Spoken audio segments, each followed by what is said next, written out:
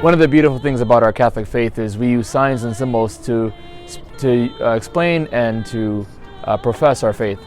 And one of the beautiful things that we do on Holy Thursdays as Catholics is that we wash feet to mimic what our Lord did when he washed the feet of the disciples. And what's that act of washing of feet?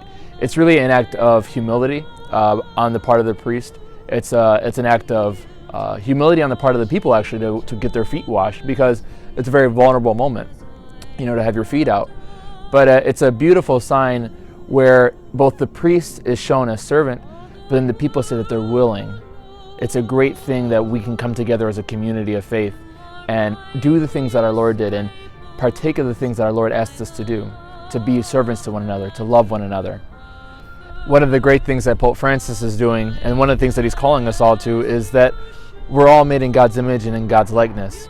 And in a recent decree that he put out, he changed the rules about who gets to have their feet washed.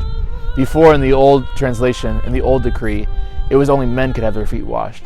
But recently, Pope Francis changed it so that both men and women could get their feet washed.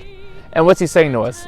He's saying something that we all believe, something that we've professed for a long time, that we're all made in God's image and God's likeness, and because of that we have dignity.